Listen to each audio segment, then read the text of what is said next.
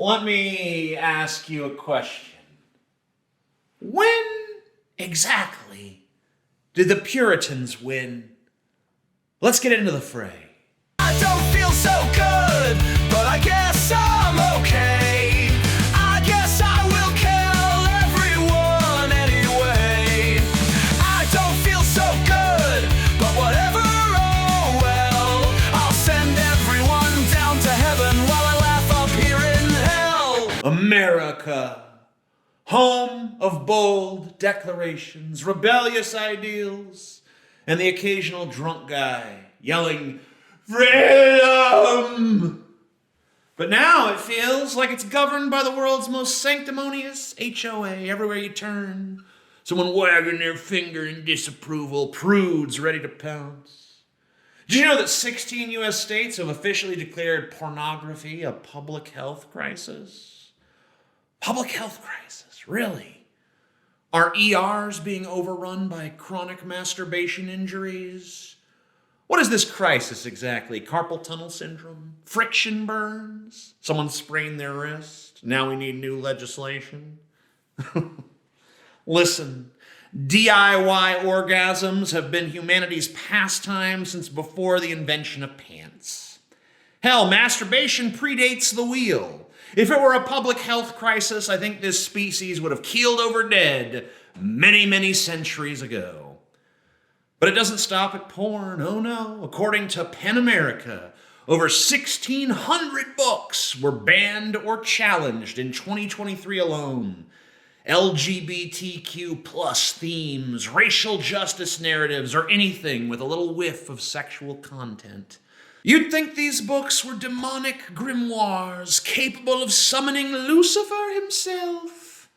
Meanwhile, kids are stuck with sanitized curriculums so bland they make Goodnight Moon look like Pulp Fiction.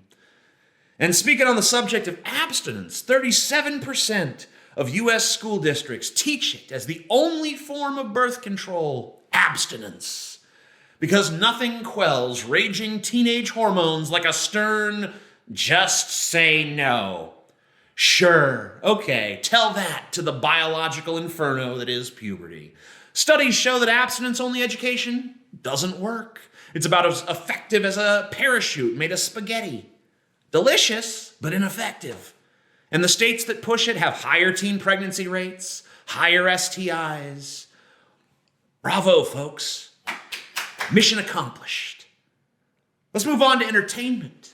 Nudity in mainstream cinema, that's an endangered species. A 2023 study found that the amount of sex and nudity in top-grossing films has dropped by 40% since 2000. Across all genres, thrillers, action films, all scrubbed, squeaky clean. Even Titanic wouldn't make it today. They'd probably slap a turtleneck on Kate Winslet's naked ass. American studios are making films for China now, so we all have to watch some bland PG-13 version of life where nobody knows what a nipple is. And let's talk about Gen Z. A 2024 survey revealed nearly half of them think sex in movies is unnecessary.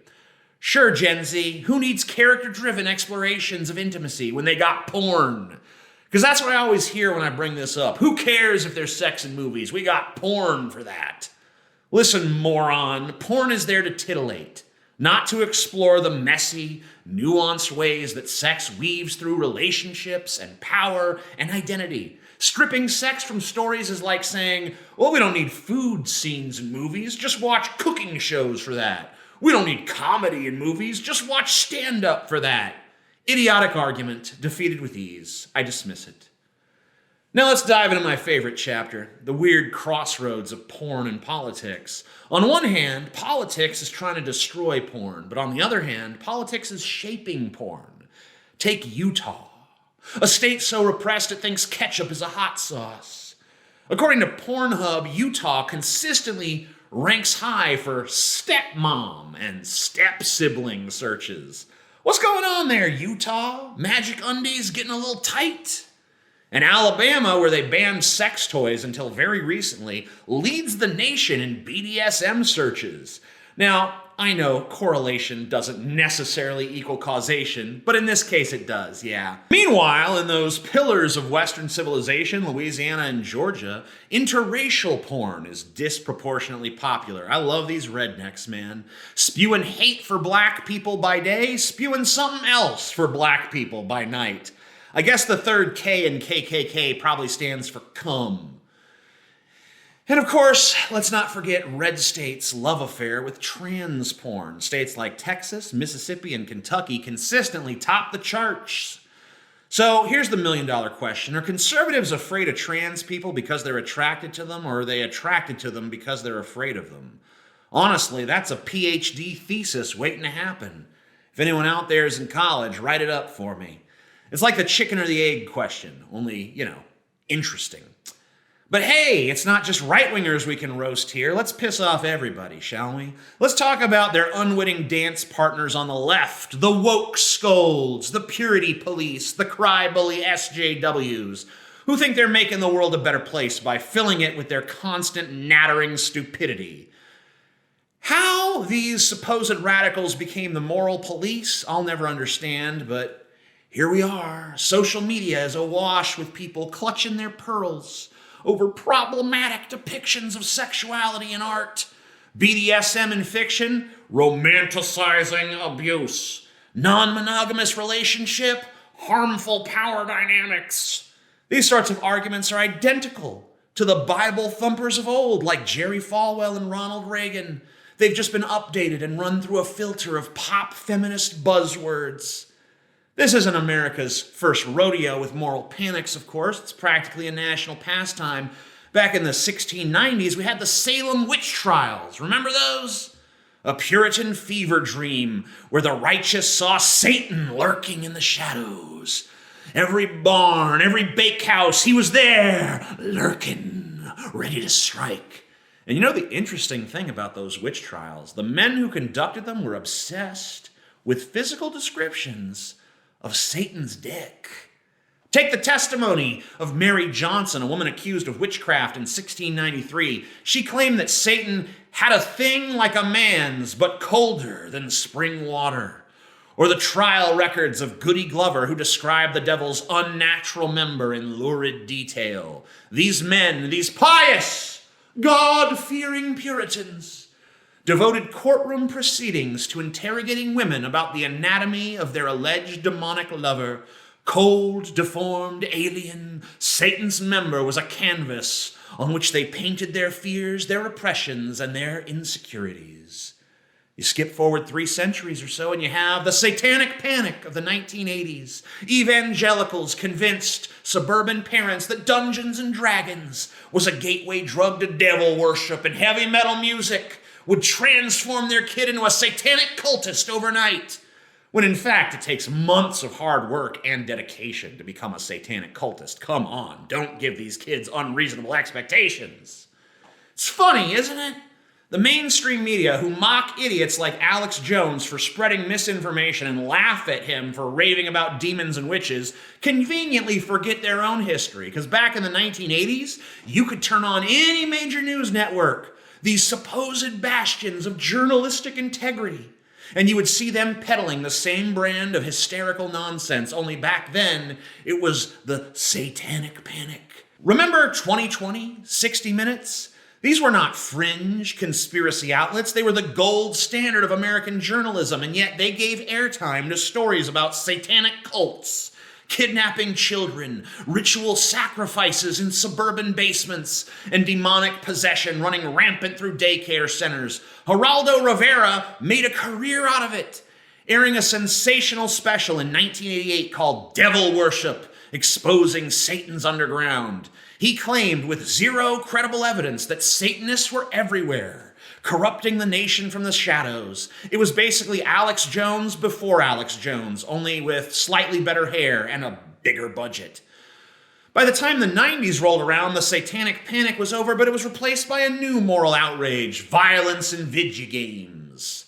It's funny that games that seem positively quaint by today's standards, Mortal Kombat and Doom, were once public enemy number one, according to bored housewives all across America. These games were blamed for everything, from desensitizing children to violence to outright inspiring real-world crimes. Senator Joe Lieberman famously led a crusade against Mortal Kombat, declaring it a menace to society for its fatalities. You know, over-the-top finishing moves where fighters ripped out spines or set their opponents on fire. You know, totally realistic stuff. The hysteria peaked in 1994 with the creation of the ESRB, the Entertainment Software Rating Board, which was essentially a compromise to keep the government from regulating the industry outright. The ESRB slapped age ratings on games, much like movies, and politicians patted themselves on the back for protecting the children, but really, their rating system backfired like it always does. M for mature might as well have been a seal of quality for young gamers in the 90s. We didn't even care if the games were good half the time, as long as they were violent. But let's not forget America's longest and most consistent puritanical blubbering, the hysteria over popular music. The 1920s saw jazz labeled devil's music, its wild rhythms accused of corrupting the youth. In the 1950s, Elvis's gyrating hips sparked national outrage, with preachers and parents alike denouncing rock and roll as sinful. The 60s brought the counterculture movement, with folk and psychedelic music facing accusations of promoting drugs and anti-American values. The 70s saw disco condemned for its sexual freedom, while punk rock was vilified as anarchistic and degenerate. The 1980s escalated into the Satanic Panic, with heavy metal blamed for everything from suicides to devil worship. The 1990s shifted the outrage to gangsta rap and Marilyn Manson, accused of glorifying drugs and violence. In the 2000s, Eminem and pop provocateurs like Britney Spears were attacked for corrupting the youth with explicit lyrics and bold performances. By the 2010s and beyond, artists like Cardi B and Megan Thee Stallion faced backlash for celebrating female sexuality. You can go to any decade in the last 100 years and find these motherfuckers crying about something on the radio. Ugh, 100 years of crybabies. But it feels different now. Back in the day, when the old divisions of media still existed, it felt like there was pushback against the Puritans. Now it feels like everyone is a goddamn Puritan. The justifications may shift: religion, morality, politics, protecting the children. But the goal is always the same: to dictate what is acceptable and to scrub away anything messy, provocative, or challenging. It's no longer a battle between rebels and scolds. Now it's scolds all the way down. Social media amplifies every wagging finger, every moral outrage, until the entire culture feels like it's on house arrest. Artists self-censor before they even create.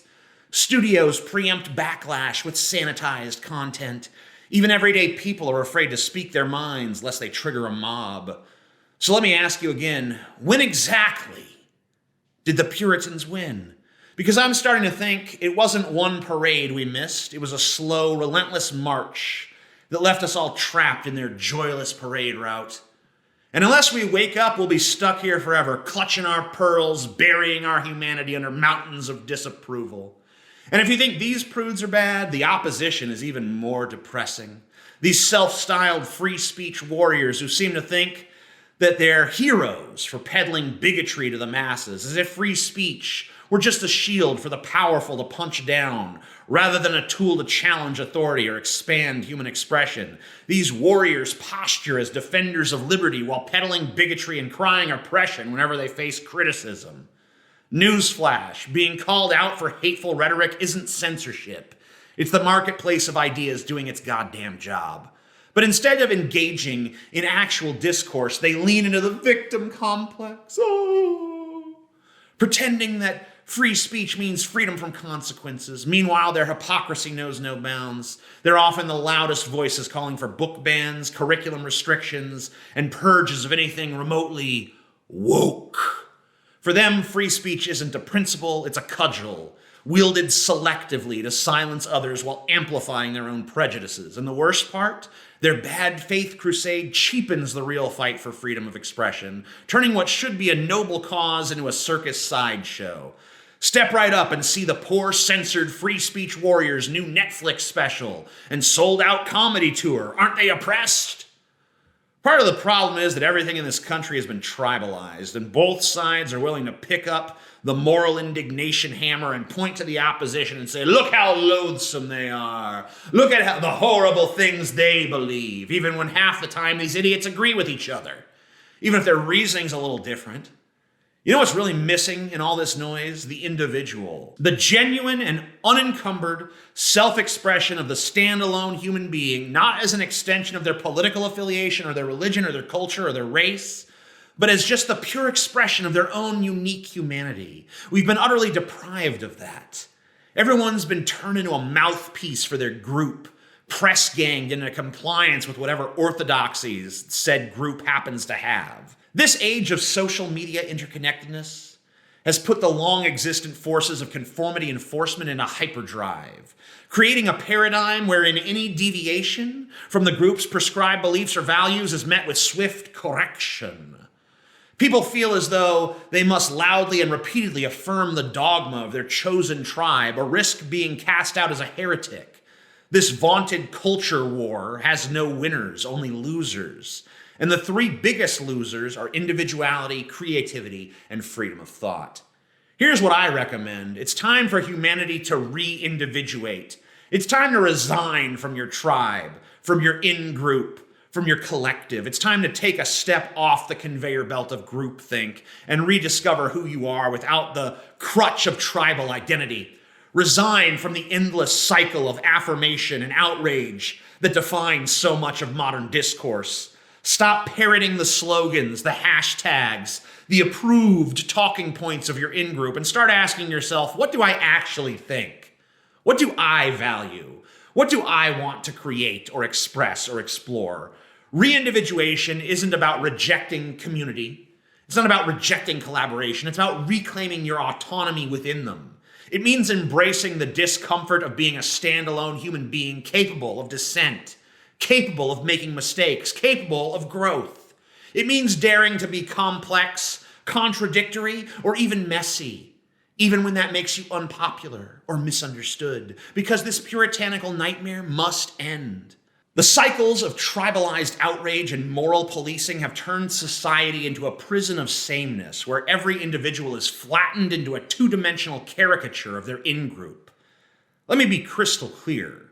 That doesn't mean simply looking at what the group is doing and running in the opposite way out of sheer contrarian obstinance. It means thinking for yourself, independently and deliberately, without letting the group's actions dictate your choices. Whether in agreement or opposition, true individuality isn't rebellion for rebellion's sake. It's about discernment, about evaluating ideas and beliefs on their own merit rather than reflexively aligning with or against a collective.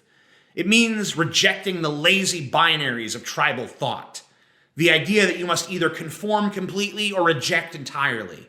It's understanding that some of what the group believes might resonate with you, and some might not, and that it's your responsibility to sift through your own ideas and feelings and decide what's true for you. It's not about knee-jerk contrarianism, it's about authentic discernment. So tonight's homework assignment is a simple one. Simply write down the answer to the following question. You can share it below if you want, or you can keep it to yourself. I don't care. The question is this, and it's inspired by the Poppy song, Blood Money. What do you believe when nobody is watching? Not what others tell you to believe, not what you think you're supposed to believe, but the raw, unfiltered truth that lives in you when the lights are off and the crowd is gone and there's no one left to impress or appease. That isn't an easy question. It's meant to cut through the noise and get to the core of who you are. So don't overthink it, don't polish it, just write it down and be honest with yourself. Because that's where the real work of individuality begins. And remember, being yourself is not a simple choice. It's an ongoing struggle. It's a battle against the tide of expectation, conformity, and fear. Being yourself means constantly wrestling with the pressure to fit in, to please others, to say the right thing, and to avoid discomfort in standing alone. It's not a one-time declaration. It's a daily commitment to authenticity, even when it's inconvenient, even when it's painful. It's the courage to hold on to your truths in a world that often rewards those who let go of them. It's the willingness to face criticism, to weather misunderstanding, and to live with the vulnerability that comes from showing the world who you really are. And it's knowing that this struggle doesn't have a neat end point. There's no final destination where you're done being yourself. Let me tell you something. Conformity might feel safe, but it's really just quiet suffocation. And the struggle to be yourself is hard, but it's the only way to truly live. So embrace it. Fight for it. And remember that every step you take in that direction is a victory, no matter how small. That's all for now. Don't be a little bitch. Like this video. Subscribe to this channel. Leave a comment. Share this with someone who needs to hear it. That's all for now. Why am I even here?